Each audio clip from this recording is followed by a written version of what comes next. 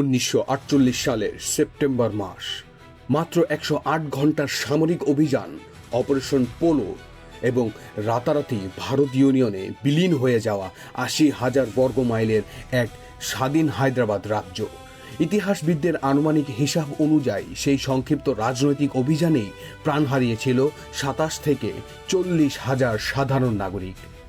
কিন্তু এই সুবিশাল রক্তাক্ত অধ্যায় কি কেবলই একটি পুরনো ইতিহাস, নাকি কোনো স্বাধীন রাষ্ট্রের সার্বভৌমত্বের জন্য লুকিয়ে থাকা এক অমঙ্গল সংকেত? যখন একটি ভূখণ্ড ভৌগোলিক, সামরিক এবং অর্থনৈতিকভাবে কোনো বৃহৎ শক্তির মাধ্যমে পরিবেষ্টিত থাকে, তখন আপাত স্বাধীনতার আড়ালেই জন্ম নেয় এক নতুন ধরনের পরাধীনতার শৃঙ্খল। 1971 সালের 30 লক্ষ শহীদ আর 2 লাখ মা বোনদের আত্মত্যাগের বিনিময়ে পাওয়া আমাদের বাংলাদেশ, তার 4156 কিলোমিটার ভূসীমান্ত, নদীর পানি বন্টন নীতি, ট্রানজিট চুক্তি আর ভূ রাজনৈতিক অবস্থান কি আজ ঠিক সেই একই ফাঁদের মুখোমুখি?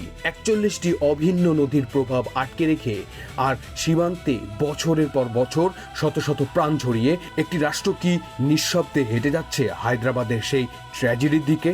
এই সমস্ত জটিল রাজনৈতিক সমীকরণ, গোপন নথি, সীমান্ত নীতি এবং ঐতিহাসিক পরিসংখ্যের নির্মম বিশ্লেষণ নিয়ে প্রকাশিত হয়েছে বইপিয়ন প্রকাশনীর আলোড়ন সৃষ্টিকারী বই পরাধীন স্বাধীনতা প্রথম ও দ্বিতীয় খণ্ড।